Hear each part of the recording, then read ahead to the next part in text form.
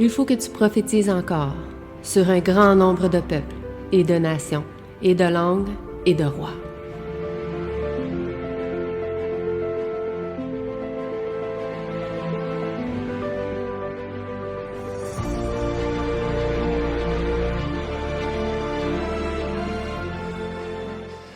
Donc, bonjour à tous. Avant de commencer, j'ai ajouté une nouvelle section qu'on va mettre en introduction. Donc, les règles. Les règles prend un S. On avait fait la correction, je l'ai jamais mis à jour. Bon, c'est pas grave. Dans le fond, les règles rampées, c'est respect, amour, patience et écoute. Okay? Donc, ça, c'est qu'est-ce qu'on a mis en place dans l'école de sabbat pour que chacun puisse prendre parole puis exprimer son point aussi. Par la suite, je voulais aussi lire 2 citations en lien avec l'importance de l'école du sabbat. Le premier nous dit comme suit, dans Conseil sur l'école du sabbat, il nous dit « Il y a un vaste champ dans l'œuvre de l'école du sabbat qui a besoin d'être minutieusement cultivé et qui doit inspirer nos jeunes à se donner entièrement au Seigneur pour qu'ils les utilisent dans sa cause. » Il devrait y avoir dans nos écoles du sabbat des moniteurs fidèles et dévoués qui seront attentifs et sauront discerner l'action de l'Esprit de Dieu pour pouvoir collaborer avec les anges de Dieu afin de gagner des âmes pour Christ. Des responsabilités sacrées sont confiées aux moniteurs de l'école du sabbat, qui devrait être un endroit où, par une relation vivante avec Dieu, hommes et femmes, jeunes et enfants pourront être équipés et devenir une force et une bénédiction pour l'Église. Ils devraient aider l'Église à grandir et à avancer dans la mesure de leur capacité, avec une force toujours renouvelée. L'autre texte se trouve dans le même livre. Des écoles du sabbat bien organisées et bien dirigées peuvent faire beaucoup pour l'éducation et la formation morale et religieuse de notre jeunesse. Temps et attention devraient être accordés à cette branche de l'œuvre, car son importance et son influence sur notre jeunesse ne peuvent être mesurées. Donc ici, c'était juste pour vous montrer l'importance de l'école du sabbat, d'y participer aussi, pour que chacun puisse grandir au travers l'étude de l'école du sabbat et pouvoir donc aussi pouvoir acquérir non seulement des connaissances théoriques, mais pratiques aussi, par l'expérience aussi des personnages bibliques et par divers autres événements aussi bibliques. Donc, l'étude de cette semaine, c'était la méchanceté de Jéhojakim, ou Joachim, okay, pour certains différencier des versions de Bible et des noms aussi. Il y en a plein, il y a Jéhojakim, Joachim, etc. C'est pas toujours la même personne, mais des fois, il y a 2 noms qui se retrouvent dans les versions modernes, qui n'est pas Jéhojakim. Cette histoire de Jéhojakim se retrouve dans Jérémie 36, 19 à 31. On la retrouve ailleurs aussi, dans 1 roi et 2 rois, plus particulièrement 2 rois. Mais il faut savoir que Jérémie vivait à l'époque de Jéhojakim. Jérémie était prophète du royaume de Juda, Ésaïe était prophète du royaume d'Israël. Okay? Les deux se situent à la même époque, mais pas sur le même territoire. Est-ce que vous vous rappelez un peu ce que disait Jérémie 36, 19 à 31? Qu'est-ce qui s'est passé dans cette histoire-là? Ceux qui sont sur Zoom aussi peuvent... Vous avez utilisé Jérémie pour parler et prophétiser sur le peuple. Et Dieu avait aussi utilisé Baruch pour écrire et envoyer à Uri pour envoyer au roi. Et le roi était tellement orgueilleux qu'il a mis à mort Uri. Et il avait mis à mort Uri. Et ça n'a pourtant pas diminué l'œuvre de Dieu parce que Jérémie a demandé à ce qu'on réécrive encore la prophétie et qu'on réécrive vraiment qu'est-ce qui va arriver au peuple et l'avertissement.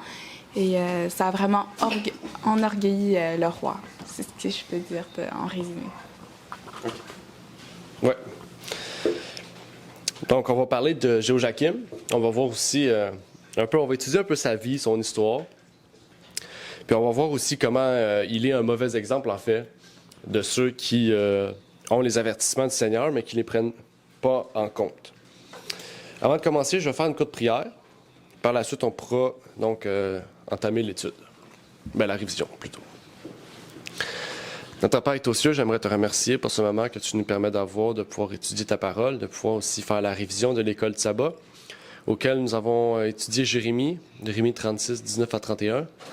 Puisses-tu nous bénir au travers de cette étude, nous permettre de comprendre et de voir ce que tu veux nous révéler au travers de ta parole, et que tu puisses nous permettre de pouvoir, par cette étude et cette révision, comprendre et que tu puisses nous révéler, Seigneur, comment être ou comment ne pas être, comment pouvoir révéler ton Fils en nous, Seigneur, toujours plus. C'est ma prière pour ces choses au nom de ton Fils Jésus-Christ. Amen. Amen. Est-ce que tu enregistres? OK.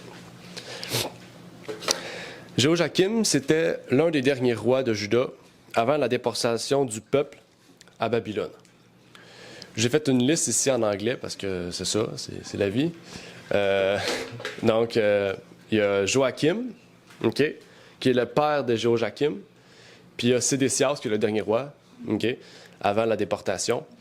Okay. Puis après ça, il y a Joachaz, Josias, Amon, Manassé, Ézéchiel, okay, le roi Azas, Jotam, etc., etc. Donc on peut aller jusqu'en haut, Roboam, etc. Donc il était un des derniers rois. La prophétie que Jérémie a écrite ne s'adressait pas directement à Jéhoiakim. Okay? Si Jéhoiakim ne se repentait pas, elle allait commencer par lui puis se terminer par Sédécias. Okay? Parce que c'est Sédécias qui a décidé, en fait, de mettre son appui sur l'Égypte plutôt que sur Dieu. Okay? Je pense même qu'on l'avait étudié, je pense, le trimestre, au début du trimestre ou le trimestre dernier, ou je ne sais pas si c'est lui. Mais lui, dans le fond, il a décidé de mettre sa force, sa foi sur l'Égypte, puis et non pas sur Dieu. Puis à cause de ça, eh bien, l'Égypte a été détruite, donc là, il n'y avait plus personne. Donc, il a décidé quand même de se rebeller contre Babylone, puis il a perdu. Puis tous ses enfants ont été tués, toute sa famille a été tuée. Lui a été mis en prison, ses yeux ont été crevés, puis après ça, ils l'ont tué un peu de temps après, en tout cas, comme Jérémie l'avait dit, en fait. OK? Et donc, comme je viens de le dire, la question, c'est qui étaient les deux autres rois après? Là, je vous l'ai dit. C'était Joachim et Sédécias. Joachim a perdu contre Nebuchadnezzar et a été déporté pendant 37 ans avant d'être ramené à Jérusalem par la suite. Et Sédécias, lui, s'est révolté contre Nebuchadnezzar en voulant mettre sa force sur l'Égypte. Et lui, ainsi que toute sa famille, a été tué d'une façon misérable. Joachim, lui, est allé plus loin parce qu'il a tué le prophète Uri. Comme tu avais dit tantôt, je pensais que tu parlais du prophète, mais c'était pas le prophète. Parce qu'il a tué le prophète, mais il n'a pas tué le secrétaire de Jérémie. Dieu l'avait protégé. Il a tué Uri. Uri qui prophétisa d'un message similaire à celui de Jérémie. Donc, il est allé devant la cour, etc. Il a prophétisé, puis il s'est fait tuer. Et on voit ici quelque chose d'important. Le roi Uri a été tué d'une façon injuste, okay, dû à l'injustice du royaume d'Israël et de Juda. Mais il y a un point important, c'est ce qu'on peut remarquer. Jéhoiakim n'a pas passé par personne pour faire son acte. Il a juste dit tuez-le, puis il s'est fait tuer. Il n'y avait pas un moyen de justice, une cour ou quoi que ce soit de quoi devant passer, en fait. Comment aussi une mauvaise organisation peut détruire la vérité, détruire aussi la justice que Dieu a mise en place dans son Église. De la même manière qu'Israël était organisé dans une monarchie, comment ça peut se répéter dans l'Église aussi, de cette manière-là? Bien, justement. Parce que comme quand on ne tient pas à la vérité, quand on ne tient pas à la parole de Dieu, on passe toujours par nos propres sentiments puis notre propre volonté au lieu de passer de mettre la volonté de Dieu. Donc quand on met notre propre moi, c'est injuste et on est très on va être égoïste et très méchant. Quand ma semaine a été difficile et j'ai pas planifié assez, genre, je dis je vais venir. Mais tu vois, j'ai menti sans faire exprès, mais j'ai pas forcément voulu. L'organisation, c'est important. Ouais. Donc, exactement. Donc, on voit ici que la façon dont Israël était organisé en tant que nation, en fait, le roi avait toute... il pouvait faire tout ce qu'il voulait, en fait. Il n'y avait pas d'intermédiaire entre lui et le roi. Et c'est ce que Dieu ne voulait pas, en fait, avoir pour son peuple et pour son Église. Donc, Dieu avait mis en place, en fait, un peuple, il avait mis en place un sanctuaire auquel ce sanctuaire-là permettait de rendre justice de pouvoir mettre en place des sacrifices ou des choses pour pouvoir avoir le pardon de leurs péchés. On pourrait d'une façon imagée. Mais ici, c'était vraiment une monarchie. Une monarchie où le roi pouvait faire tout ce qu'il voulait, prendre toutes les décisions qu'il veut. Et c'est ce qui va arriver aussi dans les derniers temps, c'est qu'un groupe d'hommes va prendre toutes les décisions pour mettre à mort les observateurs du sabbat. Dans Maranatha, à la page 268, on nous dit « Je vis les principaux hommes de la terre se consulter, et Satan et ses anges s'affairer autour d'eux.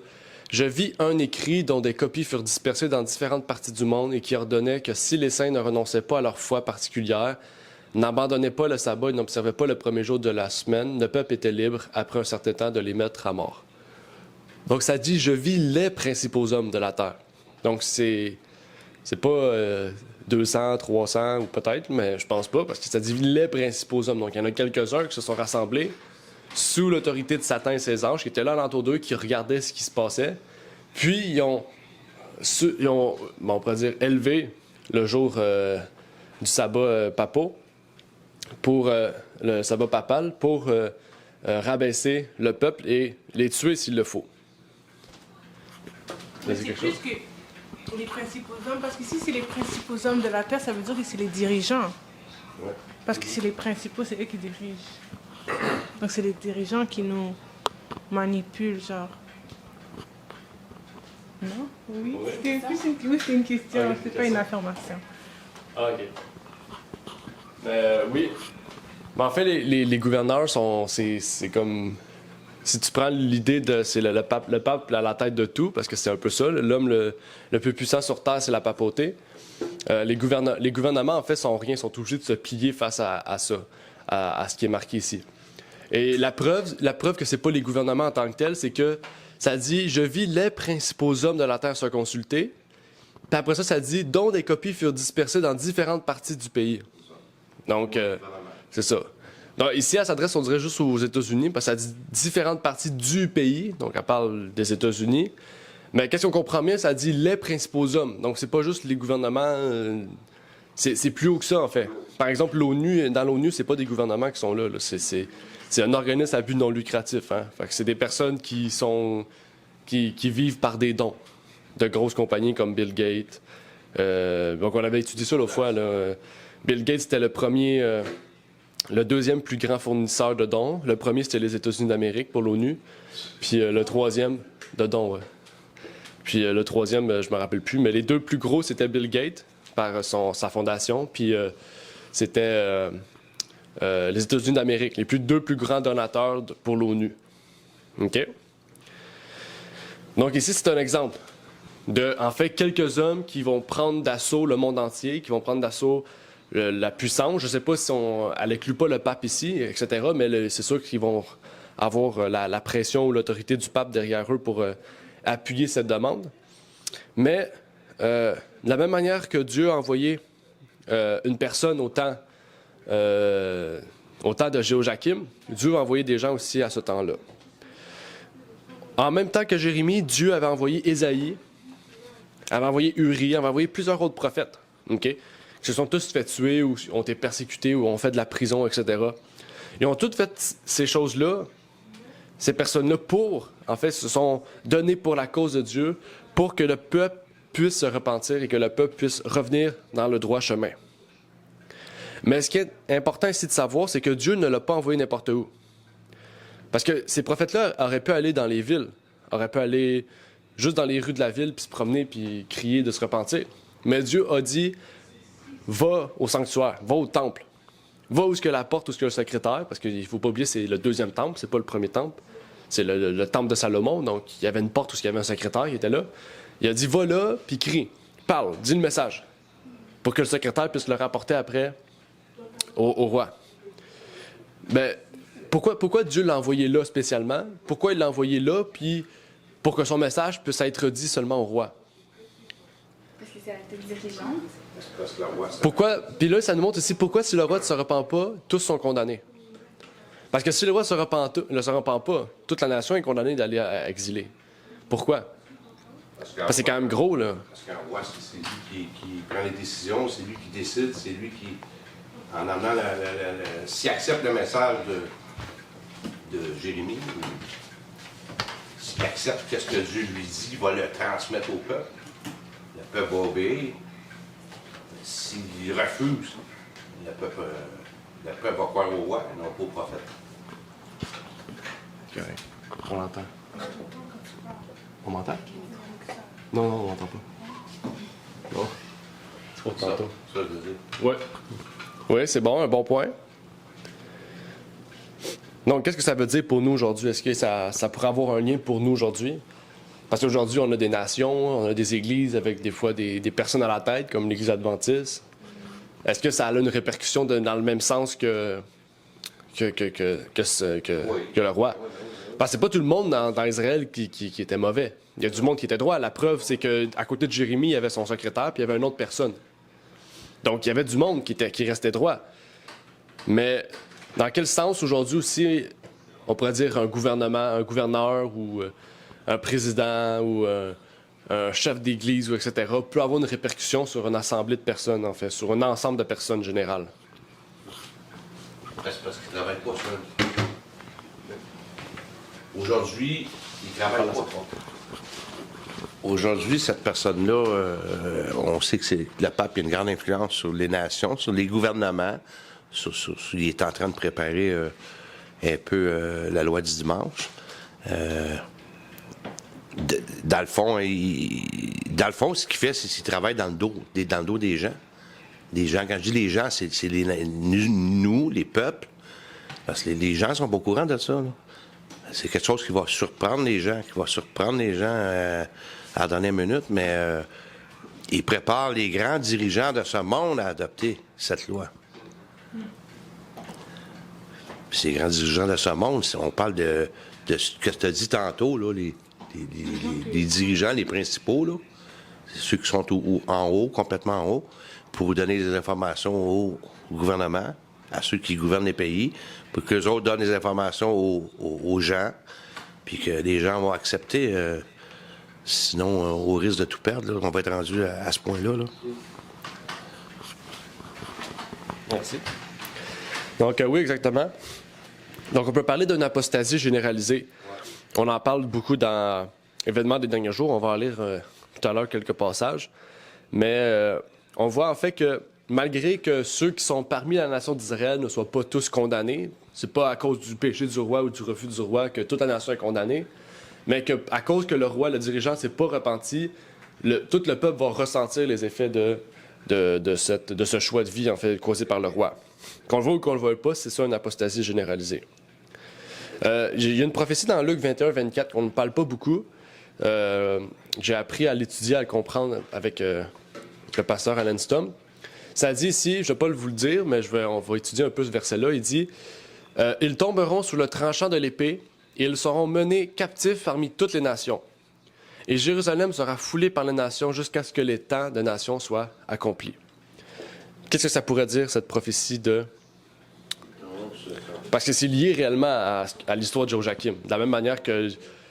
Parce que Joachim ne s'est pas repenti, toutes les générations prochaines, jusqu'aux 3 prochains rois, les 2 prochains rois, ont subi les conséquences de la décision de Joachim. Comment, par cette prophétie-là, on peut voir les répercussions pour un temps à venir? Parce qu'on ne sait pas où, quand ça va agir. Ils seront menés captifs parmi toutes les nations. On voit que depuis le temps depuis les temps de Jérusalem, quand Jérusalem a été détruit, les Juifs, là, si on regarde des Juifs, ils ont été exilés partout sur la terre. Là. Je veux dire, ils n'ont pas eu de pays à eux. Là. Je veux dire, depuis 1948, je pense qu'Israël... on voit que ils tomberont sous le tranchant de l'épée et ils seront menés captifs parmi toutes les nations à l'étendue planétaire. Oui. On voit ça aujourd'hui. Et Jérusalem sera foulée par les nations jusqu'à ce que les temps des nations soient accomplis. C'est ça, là. Pour le reste, je ne suis pas certain. Mais dans cette situation-là, ça parle de quoi? De quoi ça? Ben, là, il faut identifier les pronoms. Elle dit « Ils tomberont sur le tranchant de l'épée. Ils seront menés. » Donc, c'est la même chose. Le premier île, le deuxième île, ça s'adresse aux mêmes personnes. Ça dit « Et Jérusalem sera foulée par les nations. » Donc,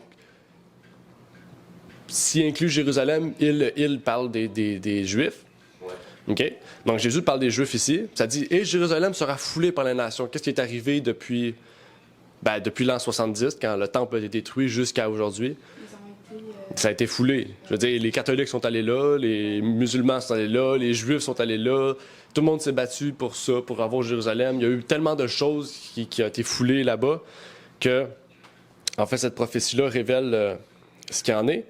Mais ça dit ici, un point important, ça dit jusqu'à ce que les temps des nations soient accomplis. Donc, ça veut dire qu'il arrivera un temps où ils seront plus persécutés, ils seront plus menés captifs, puis que Jérusalem ne sera pas foulée. C'est quand ce temps-là, c'est quand le temps des nations soit accompli. C'est quoi le temps des nations?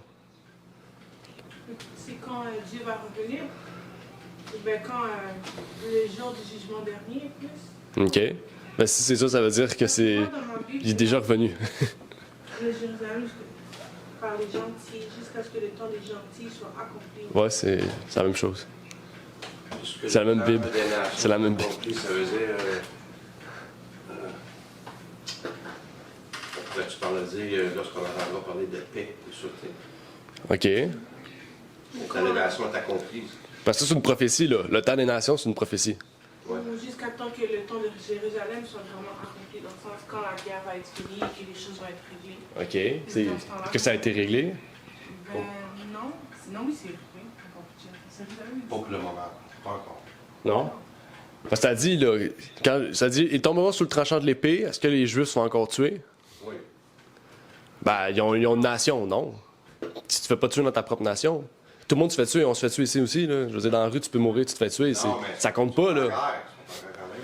Ben oui, ben les États-Unis sont en guerre quand même. Ouais, eux, ils ont une nation. Jérusalem, il n'est plus foulé par les nations. Parce que c'est un État, là, l'Israël. C'est une nation, c'est reconnu par l'ONU. C'est même quasiment protégé. C'est quasiment un lieu protégé. Donc, en fait, depuis jusqu'au temps où Israël sera ramené en tant que pays ou nation, en fait, les temps des nations vont prendre fin. Donc, il n'y a pas de temps. Regardez, il n'y a pas un nombre précis de temps. OK? Ça veut dire que cette prophétie-là va s'accomplir, mais ça peut être repoussé. Je vous dis ça parce que les pionniers ont étudié un peu cette prophétie-là. Puis, en 1887, Jérusalem était supposée devenir une nation. Je parle d'Israël. Hein? Non, 1887. Les pionniers en parlaient. Pour eux, c'est historique. C'était supposé arriver. Puis, pourquoi vous direz pourquoi 1887? Parce qu'en 88, les Adventistes ont reçu le message de la justification par la foi. Puis après ça, l'Éloin t'a dit, d'ici 3 ans, Jésus va revenir. Il fallait que toutes les prophéties soient accomplies. Toutes les prophéties étaient accomplies dans ces années-là. Mais à cause que les Adventistes n'ont pas accepté le message, ça a été repoussé.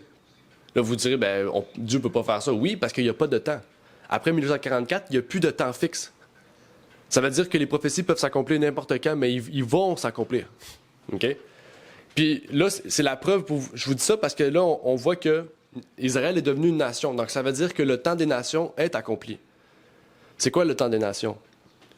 C'est accompli, là, la prophétie est accomplie. Donc, il faut savoir c'est quoi. Ça veut dire qu'ils ont eu une communauté, ils ont été soutenus, comme ils sont plus tous seuls à mener la guerre. OK.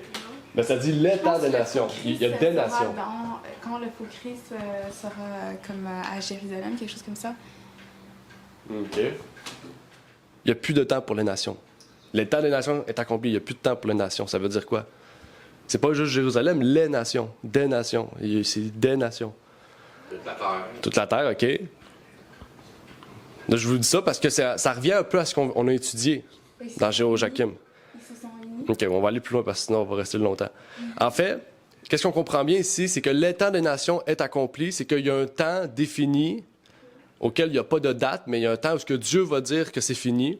Puis Jésus décrit quand est-ce que ce temps va arriver. Là, on vient d'identifier le temps.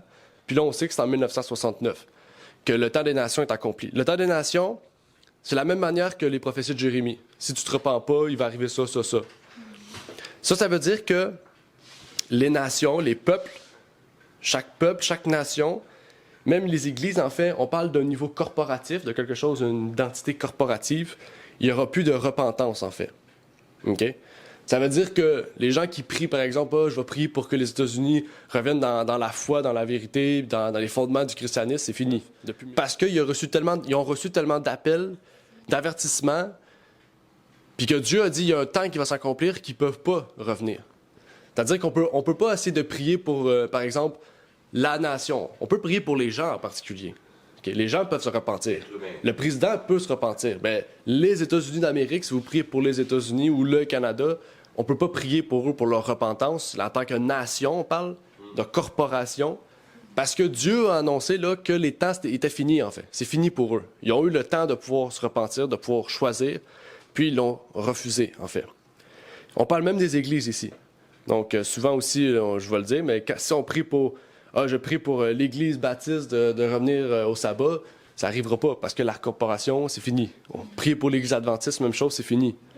Okay? On ne peut pas dire, je vais prier pour que l'Église adventiste, le président Todd Wilson ainsi que toute l'Église adventiste se repente corporatif. On peut pas. Tu peux prier pour Todd Wilson, tu peux prier pour une Église, les gens qui sont dans l'Église, mais prier pour l'Église adventiste en tant que corporation, de se repentir, c'est fini. Quelqu'un qui peut, mais pas pour l'époque. Non. Parce que chaque personne a ses propres convictions. Exactement, chaque personne croit à des choses différentes. Donc, je ne peux pas prier pour tout le monde. Imagine qu'elle veut 1 million, puis l'autre qui veut aller en Amérique. C'est pas le rapport. Ouais, ben exactement. Donc, c'est pour ça, en fait, qu'il y a autant de déchéances dans les pays. C'est parce qu'il n'y a plus de repentance pour ces nations-là. Donc, en fait, c'est pour ça qu'il y a autant de déchéances. En fait, l'Esprit de Dieu se retire de ces nations-là, en fait, de les nations mondiales, pas des gens, mais de la nation, pour les guider. Puis, c'est ça que ça nous mène. OK, j'ai une question. Quand tu dis nation, tu parles des chefs. Non, je parle d'une nation, la corporation, en général. Tantôt, les personnes, en tant que telles individuelles, Ouais. les personnes peuvent se repentir. Mm-hmm. Mais quand tu parles de nation, tu fais... Là, on a un exemple à Joachim, que lui, il ne se repent pas. Il veut pas se repentir. Mais comme tu as dit tantôt, ça ne veut pas dire qu'il y a des gens dans la nation Bon, ben, c'est le même exemple aujourd'hui. On voit que les gouvernements, tous marchent main dans la main pour qu'on parlait tantôt, pour que la loi du dimanche... C'est ça que tu parles, le temps pour les nations, mais les personnes individuelles dans chaque pays peuvent se convertir. Oui. OK. Oui, c'est ça. Mais les rois, ceux qui dirigent, ne changeront pas. S'ils restent à la tête, non. Ils ne peuvent pas changer le pays s'ils pensent. OK. C'est sûr. Parce que c'est sûr que si il y a du... c'est sûr que si, par exemple, le président est à la tête puis il pense changer le pays pour le bien, il ne pourra pas. OK? Il pourra faire une partie de bien, mais le pays ne peut pas changer en tant que tel. La lignée que le pays a pris ne peut pas changer. À cause que la prophétie est accomplie. Comme Joachim. Aussitôt que Joachim est mort, même si le prochain roi se repente, Dieu avait déjà accompli la prophétie que ce qui va arriver. À cause de Joachim, ça va arriver. Dieu fait la même chose, là. Puis, regardez ce que la servante nous dit. Elle nous dit, dans le 21e chapitre de Luc, le Christ a prédit ce qui devait arriver à Jérusalem et il a relié à cela les scènes qui devaient se dérouler dans l'histoire de ce monde. Oui.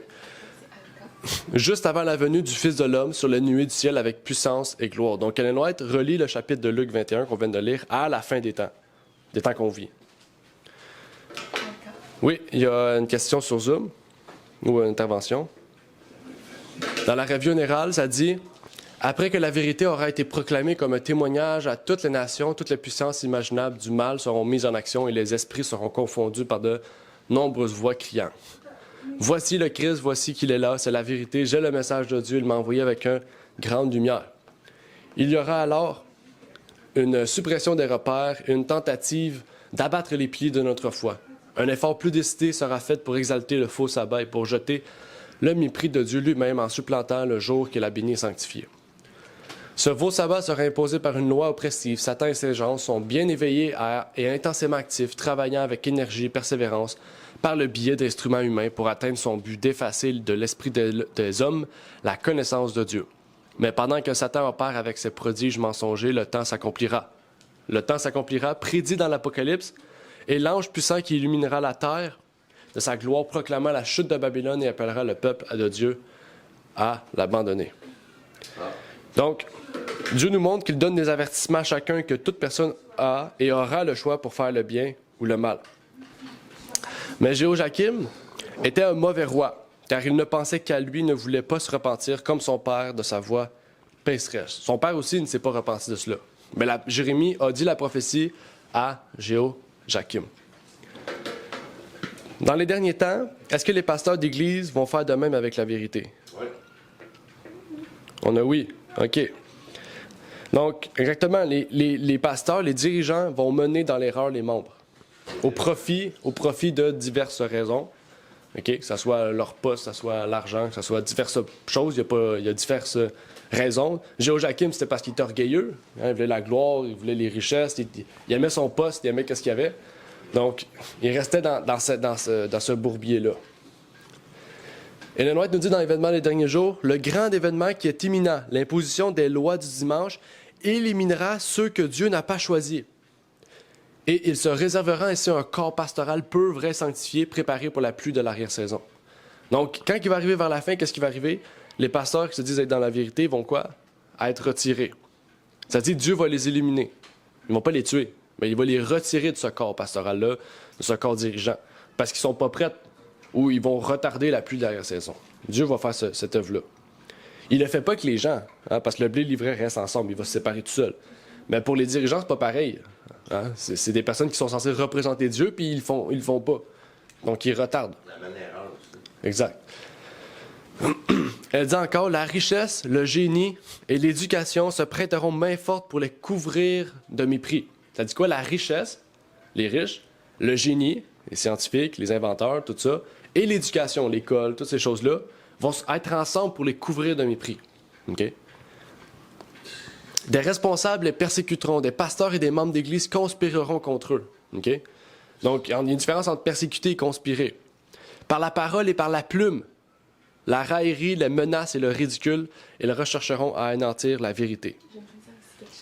Comme en lien avec ça, comme l'éducation, le génie, où est-ce qu'on voit aussi, par exemple, les scientifiques ou les grands de ce monde. Dans tout ça, on voit que les jésuites sont tous infiltrés dans ces corps comme d'organisation-là. Donc, qu'on le veuille ou qu'on le veuille pas, le temps avance et on va être vraiment méprisé, on va être comme... c'est déjà commencé. C'est ça. C'est vraiment déjà commencé parce qu'ils sont infiltrés. Puis ils vont faire en sorte qu'on nous persécute, qu'on veuille. Oui, effectivement. Et donc, Dieu nous invite spécialement à une chose que Jéhoïakim, ainsi que son père, ainsi que les prochains, n'ont pas été ou n'ont pas, fait. Dans Hébreux 4:7, ça nous dit « Dieu détermine de nouveau un certain jour par ce mot. Aujourd'hui, disant par David, si longtemps après, comme il est dit plus haut, aujourd'hui, si vous entendez sa voix, n'endurcissez point vos cœurs. » Donc, on parle de l'endurcissement de leur cœur. Et c'est ce que ces rois ont fait. Ces rois ont endurci le cœur des appels de Dieu. Ils n'ont pas annoncé l'erreur, ces rois-là. Ils n'ont pas allé contre la parole de Dieu. C'est juste qu'ils n'ont rien fait pour suivre la parole de Dieu. Ils sont restés là. Ils sont restés dans leur paix. Ils n'étaient pas chauds ni froids, ils étaient tièdes. Ils sont restés là. Pour eux, le temple était là. Il y avait le temple, il y avait les choses, ils sont restés là. Puis tout le monde a perdu leur fougue pour Dieu. Ils se sont détournés de la vérité. Est-ce que nous, aujourd'hui, croyants de la vérité présente, pouvons-nous nous endurcir aussi? Endurcir notre cœur de la même manière que ces rois? Si on n'a pas une relation personnelle avec notre sauveur, oui. Oui. Mm-hmm. Oui, c'est sûr que oui. En disant de ne pas écouter, comme des fois, parce qu'en disant la parole de Dieu, on finit par avoir une mentalité. Et quand on va agir dans des situations, la voix à l'intérieur de nous a tendance à dire non, fais pas ça. Mais on peut décider de l'ignorer parce que on veut comme absolument la vie païenne, être heureux sur le moment, vous voyez. C'est comme en ignorant cette petite voix à l'intérieur de nous qui nous dit c'est pas bon de faire ça. C'est comme ça on peut s'endurcir parce qu'on va s'éloigner. Puis lui aussi, là, il va pas toujours être comme fais pas ça, fais pas ça, fais pas ça. Si tu l'écoutes pas, ça sert à rien qu'il répète. Tu peux pas changer quelque chose qu'il veut pas changer. OK. Pas trop petit. Donc, oui, exactement. Exactement. En fait, c'est de la même manière. OK? Dans l'Église, il y a le blé puis l'ivraie. OK? Ça serait un sujet important à étudier. Qu'est-ce que le blé, qu'est-ce que l'ivraie? Parce que souvent, on a l'ivraie comme ceux qui font du mesmérisme dans l'Église, ceux qui cherchent les problèmes dans l'Église. Mais c'est pas nécessairement juste ça. OK? Parce que, est-ce que Jéhoiakim connaissait la vérité? Jéhoiakim, est-ce qu'il connaissait la vérité, le roi? Ben oui, il connaissait la vérité. Hein? Il savait qu'il y avait un temple, il connaissait, là, ces choses-là étaient là. Est-ce qu'il connaissait la doctrine? Le message, la loi, toutes ces choses-là, qu'est-ce que Dieu avait prévu pour eux? Oui. Mais qu'est-ce qu'il avait perdu? C'est la foi en Dieu. Donc, en perdant la foi, il a perdu la piété, puis il a perdu qu'est-ce qui fait la force de la piété? C'est la foi. Fait que, il n'y avait pas la force, ni la piété, ni la foi. Mais pourtant, il y avait la connaissance, il connaissait, il y avait la doctrine. Donc, c'est une preuve qu'une on pourrait dire une théorie de la vérité ne nous rend pas aptes au royaume de Dieu, parce que c'est la pratique de la vérité. Dieu nous dit une réforme et une... j'ai oublié l'autre mot. Un réveil et une réforme, c'est ça. Il faut un réveil et une réforme en nous, en chacun de nous, dans l'Église. Il y avait la théorie intellectuelle, mais son cœur n'était pas disposé à Dieu. Non, ça, il ne voulait pas. C'est ça. Parce qu'il savait qu'il allait perdre beaucoup de choses. Il n'était pas prêt. Fait qu'il s'est juste enorgueilli. Comme on sait, la première étape est toujours difficile. Ouais, faire le pas. Pardon? Faire le pas. Faire le pas, exactement. Ouais, c'est ça. C'est vrai. Puis un vrai réveil spirituel qu'il faut, parce que pendant qu'on parle de réveil, pas comme quelque chose qui vient sans réforme, parce que l'un va pas sans l'autre. C'est ça qui est important. Il y en a qui, ah oui, réveil, réveil. Mais il faut qu'il y ait un changement en nous pour que les deux puissent faire leur travail. Sinon, mais dans le fond, l'un va pas sans l'autre, c'est tout. Puis il faut que ça vienne de Dieu. Oui, exactement. Exactement. Donc, je pense qu'on a compris la leçon de Jéhoiakim. On a pu l'appliquer aussi pour nous aujourd'hui. La prophétie de Luc, on pourrait l'étudier plus. Luc 21, ça serait un sujet à étudier. Parce que la seule personne que je connais qui a pris le temps d'étudier, c'est Alan Stump. Mais si vous voulez, on pourrait prendre le temps de l'étudier, cette prophétie-là, parce qu'elle est quand même importante pour pouvoir comprendre aussi. Hein? Dieu nous a dit la messagère a dit aussi que quand les premiers pionniers allaient mourir, il y a d'autres vérités qui viendraient, on pourrait dire, appuyer ce qui avait déjà été mis en place. Donc, tu sais, les pionniers ne connaissaient pas Luc, ils n'avaient pas étudié la prophétie, mais le nom était annoncé que ça allait arriver. Donc, elle savait que cette prophétie-là avait une importance, mais elle n'a pas eu de lumière sur le sujet parce que c'est pas arrivé finalement à son époque. Donc, nous puissions prendre le temps d'étudier la parole. L'appel du jour, Dieu nous appelle à ne pas endurcir notre cœur, de la même manière que Jéhoiakim, mais à être prêt à le recevoir quand il nous appelle. OK? Donc, c'est pas le moment de mettre votre téléphone sur silencieux, c'est le moment de le mettre sur musique, sur la sonnerie, puis d'écouter quand il vous appelle, pour que vous puissiez répondre, en fait, à son appel. OK? Donc, je pense que c'est le message pour nous aujourd'hui, OK? De pouvoir faire cela, puis de pouvoir vraiment comprendre le message pour chacun d'entre nous. Parce qu'on a tous un réveil ici, mais on a une réforme différente à faire selon ce qu'on a vécu auparavant, selon nos pratiques, ce qu'on avait fait auparavant. Mais en tant que chrétien, on peut s'entraider puis pouvoir avancer ensemble au travers de notre expérience religieuse. Donc, est-ce qu'il y a des questions, des commentaires avec la leçon d'aujourd'hui? Dans Jérémie 36, 19 à 31. Oui. Yes. Que la communauté, c'est vraiment, vraiment, vraiment important parce que oui, on peut penser y arriver tout seul, mais c'est important d'amener les autres avec nous. Parce que quand nous, on commence à y arriver, puis elle veut y arriver, elle ne peut pas y arriver tout seul, lire la Bible tout seul, on ne peut pas comprendre tout seul. Comme des fois, on a vraiment besoin de l'Église, c'est pour ça que c'est important d'aller à l'Église, puis d'être avec la communauté, de faire une nation. Notre Église, c'est notre nation. Genre. Comme ça, si on prie pour l'Église, on prie pour l'unité de l'Église et non pour chaque personne. Ouais. Tu veux dire quelque chose, non? Non. C'était pas une question, c'est en lien avec ce que tu as parlé, demander à Dieu de nous donner de discerner ce qu'il veut de nous. Quand il nous parle, de le voir, d'être capable de comprendre. Le discernement. Oui, exactement. Ça, on doit tous l'avoir, tous les chrétiens devraient l'avoir. Il y a une différence entre l'esprit de discerner les esprits, ça c'est un don, mais l'esprit de discernement entre le bien et le mal, ça, tous devraient l'avoir en fait. Mais l'esprit de discernement des esprits, c'est pas pareil ça. C'est quoi ça? Ben, ça, c'est un don de l'esprit, parce que dans les dons de l'esprit, on dit l'esprit de discernement, c'est-à-dire l'esprit de pouvoir discerner, en fait, si un message est vrai, que s'il est faux. Discerner, c'est vraiment discerner en profondeur, c'est quasiment pas le lire dans le cœur des gens, là, mais de savoir avant même que la personne parle comment il est, puis de pouvoir discerner. Ça, c'est un discernement spécial de don, c'est un don. Mais en fait, savoir ce qui est du bien et du mal, ça, c'est un discernement qu'on devrait avoir, en fait. Je veux dire, on est tous pécheurs, on sait tous, comme Adam et Ève, le bien et le mal à cause de l'erreur qu'ils ont fait. Mais ça, c'est quelque chose qu'on doit acquérir en Christ, on doit travailler, puis on peut le perdre aussi parce que comme l'Église, on le voit, quand tu tombes dans un chemin, tu vas poursuivre dans ce chemin-là jusqu'à temps que tu tombes. Oui. Il faut avoir un seul Seigneur, c'est Jésus. Donc, OK. On va arrêter ici pour aujourd'hui. La semaine prochaine, c'est quoi la leçon? Donne-moi le livre, je vais voir la prochaine leçon. Donc, la prochaine leçon, ça sera Jérémie 37. Donc, le prochain chapitre, Jérémie persécuté. OK? Puis après ça, on va lire la chute de Juda. Donc, on va voir vraiment la prophétie qu'on étudie aujourd'hui au travers des 2 prochaines leçons. Puis après ça, on va terminer avec le livre d'Ézéchiel, un chapitre sur le livre d'Ézéchiel. Puis on va retourner avec Ésaïe. Puis on a la leçon de révision aussi. OK? Puis après ça, ça sera terminé. Puis le prochain trimestre, ça sera sur le sanctuaire. Donc, vraiment, vous pouvez déjà vous le procurer bientôt quand il sera disponible.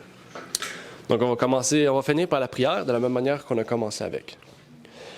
Notre Père est aux cieux, j'aimerais te remercier pour ce moment que tu nous permets d'avoir, de pouvoir réviser la leçon de l'école du sabbat. Tu nous donnes une semaine, Seigneur, pour pouvoir passer au travers de ces questions, pour étudier, mieux comprendre peut-être les passages que peut-être nous n'avions jamais lus, que nous prenons le temps d'étudier maintenant. Puisses-tu donc nous bénir, nous exhorter, nous permettre de comprendre et de voir ce que tu veux nous révéler, Seigneur, au travers de ces chapitres et de tous ces beaux livres et ces prophètes, Seigneur, que tu veux nous permettre de comprendre. Puisses-tu nous bénir en cette journée de sabbat, et c'est ma prière pour ces choses, au nom de ton Fils Jésus-Christ. Amen. Amen. Merci d'avoir écouté cette vidéo. Si vous désirez rejoindre l'œuvre au Québec, veuillez nous contacter par email à asjh1889 de Terrebonne @gmail.com et via Facebook à commercial ASJH1889 de Terrebonne. Merci à vous et que Dieu vous bénisse.